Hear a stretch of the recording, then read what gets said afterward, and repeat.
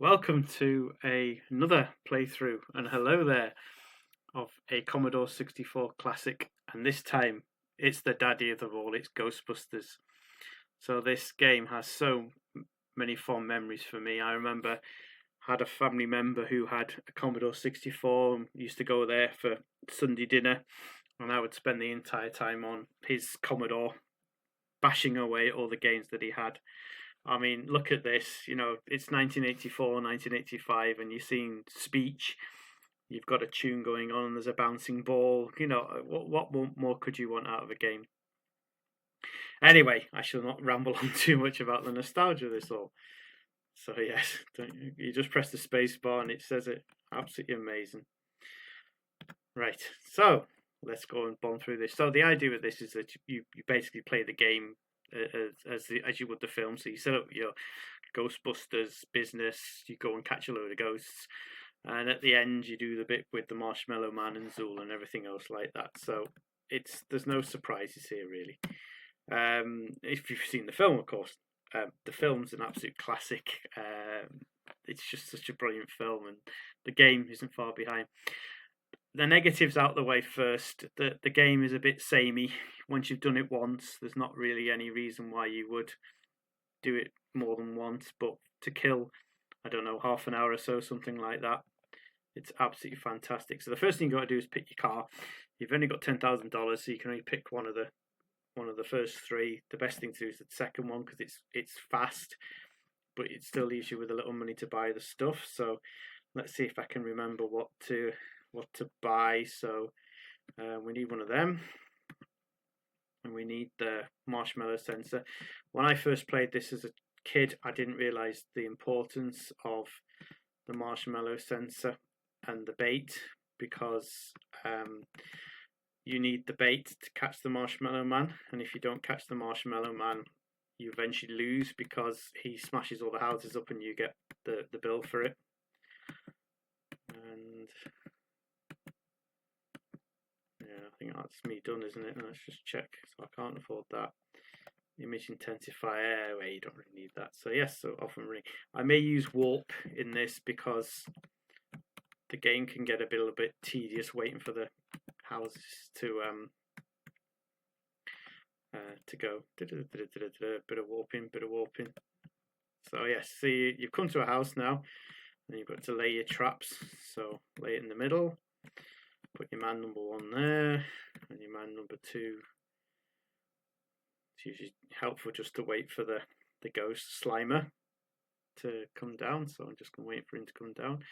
If you take too long, he eventually runs away. Oh, I didn't think I did very well there. So I need to try and see if I can get the... Nah.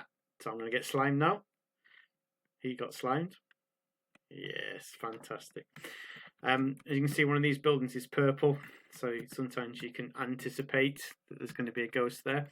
And when it gets a bit busier, it will actually, you can suck up the ghosts, which is quite exciting. So I've just pressed the space bar to get a bit of a status thing. So there's nothing doing that. So yes, I'm just going to warp it for a bit. See it out. There we go. And there we are. So this is where the image intensifier comes in handy, because you can see the ghost better. But to be perfectly honest, there's not really it's not really that hard to work out where he is. Oh, and I missed it again. Oh dear. Right, so I need to go back to Ghostbusters HQ to go and get some more men, because they're all full of slime. Make up your own jokes. Oh dear, let's go and see what's going on with this one now. Just such a fun game. The soundtrack bobbing around in the distance is great. It's just a lot of fun. Right, let's see if I can actually get one this time. So I can concentrate. I don't remember this being a particularly difficult game, actually. There we go. Yeah, that's it. So I finally got one. And hey, yes, and we actually get some money for this now. So as you can see, the game's gradually speeding up. You get that PK energy thing at the bottom. so you can actually sort of get a feel for.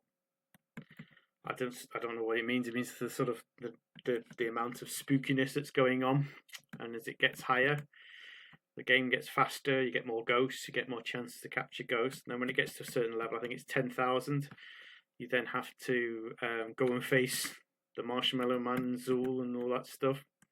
Oh, disappointing. The ghost is gone, so I'm going to go and get those two. So it's quite cool. There's not a lot of depth to it. You just keep doing this basically until, as I say, that PK energy thing gets up to a certain point. But it is fun, and it also means you can listen to the soundtrack. There's a funny story behind the soundtrack. It was the pop song was by Ray Parker Jr. and he apparently stole the song from Huey Lewis and the News, and they were sent to court and everything, so he had to pay settlement out of court, and part of the settlement was that he would never mention it. Huey Lewis would never mention it ever, and he did.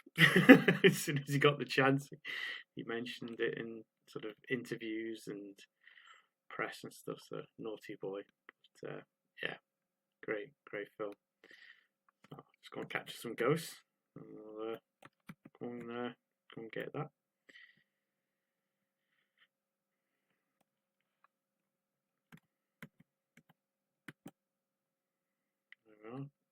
You need to suck up the ghosts, because the more ghosts that end up in the centre of the map, that end up at Zool, the quicker that PK energy thing counts up. So it is important to capture as many ghosts as possible. Plus, to be honest, it gives you something to do, because there's not if there's no houses flashing red, there's not really much to entertain yourself with. Yeah, there we go. Absolutely spot on. Yeah. So what I've got to be careful for is any buildings that are turning white, because if they turn white, it means the Marshmallow Man's going to be visiting them. And the trick then is to press the B key on the keyboard, and then the B key will drop some bait, marshmallow bait, and that means that you stop the Marshmallow Man from crashing the house, because if they trash the house, you get the bill, and it only takes a couple of houses and you end up with no money, and you can't then get to the end of the game, which is a bit of a shame, really. So yes, let's see if we can get this ghost. I ain't afraid of no ghosts. Oh, nearly crossed the streams. If you cross the streams, don't worry, you don't die. You just end up shorting out your men, and you've got to go back to the headquarters and get some new men. So it's okay. So nobody dies. I'm going to go anyway, because I've got some. Might as well empty my traps while I'm at it. It doesn't use anything special, actually. The music, a lot of the Commodore 64 music is very advanced, and some fantastic SID tunes made. But this is just using the voices that were already in the Commodore 64. The way that the SID chip worked, there was some really exciting things you could do with the voices themselves. It had filters. So not only did you have three waveforms, which was the pulse and the triangle and the square wave, the sort of normal wave, you also had the ability to filter them through different pass filters, which in English means it changed the timbre of the sounds. Also, there was no fixed pitch. You just basically could move between one note and another. You didn't have to specify the exact note. That meant you could do things like vibrato and sliding and all sorts of other things. That was great. So it was such a good chip. And it has three voices. So so you can hear with this one, you can hear there's the melody and there's the bass line. And there's a bit of a drums things going on, but what once the Commodore 64 had been at market a while, the programmers started to realise that you could alternate between different voices. So they'd sometimes combine the drum and the bass in one voice, and then they'd have a second voice that would rapidly alternate between different pitches, and then they'd have the third voice for the melody. So you had, although you only had three voices, three pitches going on at any moment in time, it sounded like there was a lot more because of the way it is. And so that's why, one of the reasons why Commodore 64 music was very popular, because it's had this really busy, lively sound to it. So much so that people are still using the SID chips today in popular music. You know, people are have been using it. I don't know anybody in specific, but I do know that there's been a big resurgence, especially the bass voices, because they're really fat, got a really good sound to them. So as you can see, we're starting to get a few more of these houses going red, flashing away, which is all very exciting. I'll just walk myself to that. And we've got the gist with the theme tune. Oh, okay, fair enough. Well, ghosts. So as you can see, the ghosts are really getting rapid now. So we need to sort of keep them away from Zool from the middle as much as we can. Apparently they're making another one. They're making a Ghostbusters 3 and completely ignoring the one that came out a couple of years ago. I don't think that's too bad a thing on either way. So that'll be interesting.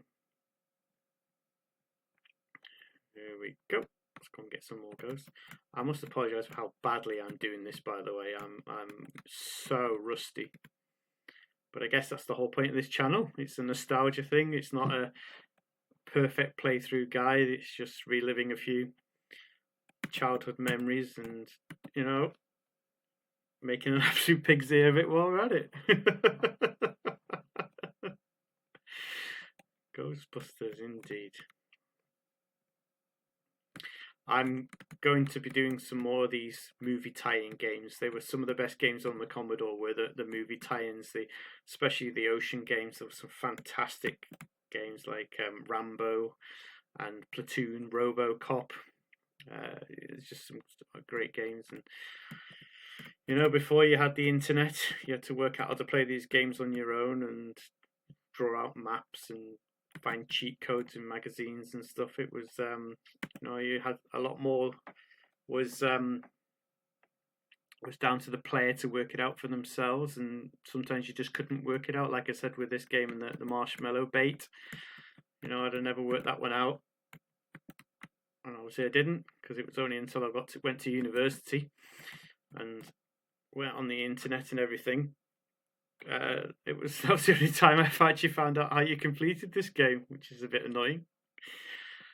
So yes, I need to go back to GHQ because I've run out of battery. No good, is it? So just warp that. It won't be long now before the Marshmallow Man comes. And then you get this panic to press B. Where's my B? There it is, it's in the middle, hasn't moved. Speaking of Ghostbusters, Sigourney Weaver, who's the start of the Aliens film. There's 2 Aliens games, and well, there's actually 3. There's a game for the original Alien film, and then there's 2 for the Aliens, the 1986 film. And I'm going to do both at some point.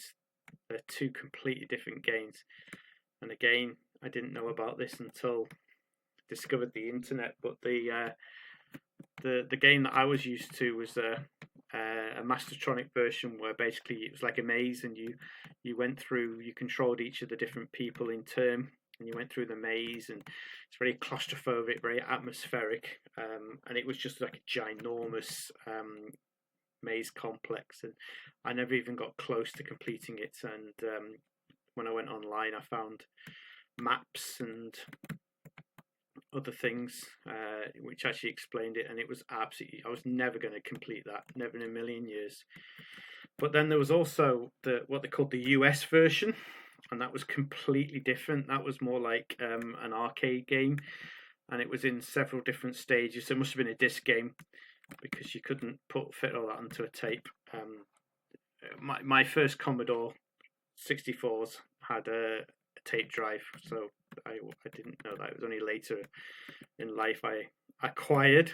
I think that's the best word to describe it.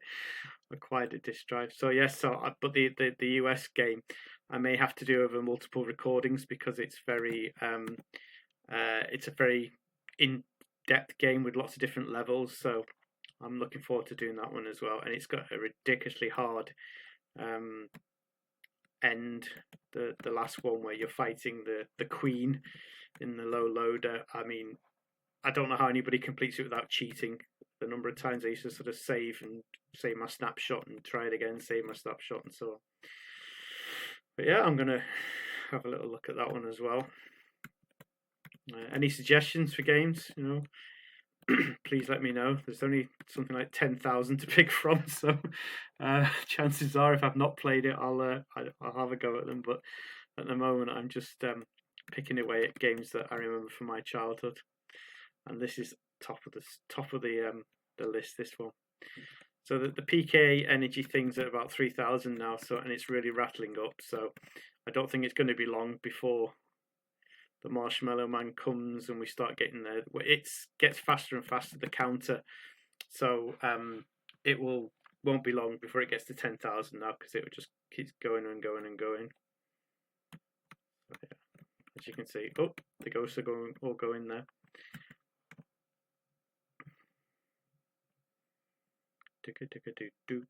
I've never played the second Ghostbusters game, or the real Ghostbusters game. I've seen screenshots of it. I'm not brilliant at these sort of arcadey type games. I much prefer games like this where there's a bit of strategy and there's a bit of tactics and everything. Oh dear, lots of red now. The gate master and the key holder, or whatever it was, they're on the way.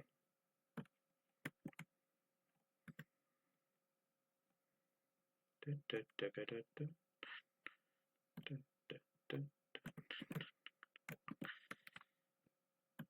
we go. So another ghost. Oh, and I've crossed the streams. There we are then. That's me dead.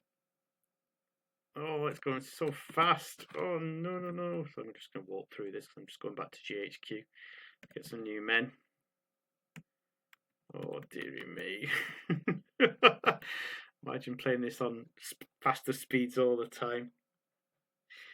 It's such a good idea, the warp mode, isn't it? It's all these settings. I've been using WinVice since at least the mid-90s. I don't know when it was officially released, but I remember there was that, and there was CCS64. And one of the first things I did when I got my own PC, ironically, was to stick an emulator on, because it's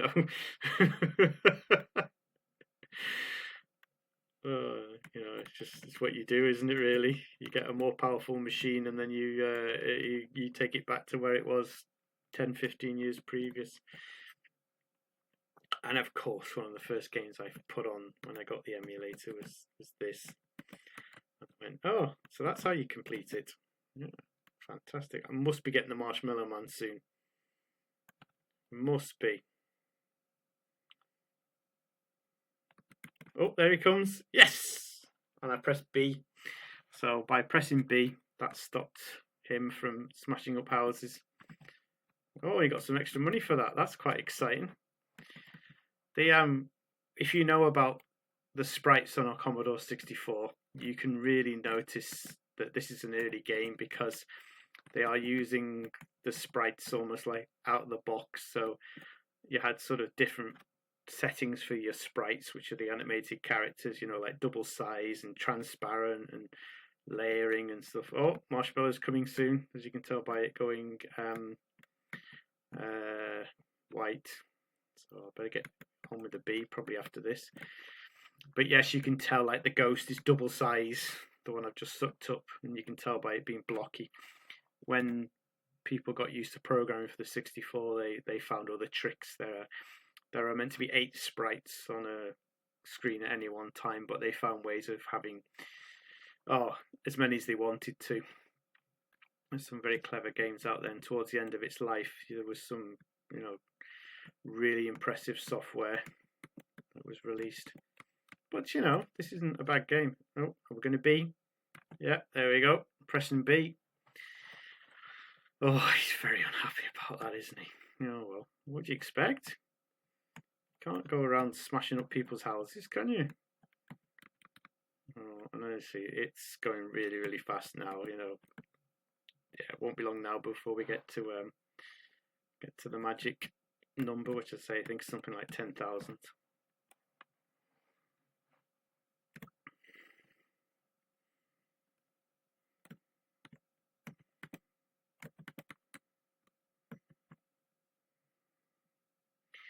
Just gonna get this ghost now. We'll do very badly at getting this ghost anyway. Yep, got it. Busters, yes. More marshmallow. Oh, there he comes.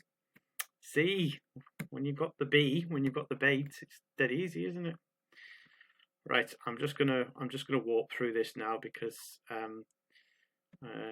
let's see how we're going, because it's obviously getting a bit tedious. So yes, Marshmallow Man time. Okay. See how I do this. Badly. I think you get 3 goes at it. Yep, there we are. And is that me done? I think so. And then you go up here, and then that's it. The portal to hell is closed. Crossing the streams. Hey, congratulations. So then that's it really. So what happens is that you get given a code which translates the amount of money that you've got in your bank account. You put that code in, and then you basically go again, so you can get a faster car, more kit, and you just keep going. So that's really it, and there's no real variations with it. Well, it's a lot of fun. Anyway, thank you very much for watching. Leave a like, put a comment if you have anything to say, and don't forget to subscribe.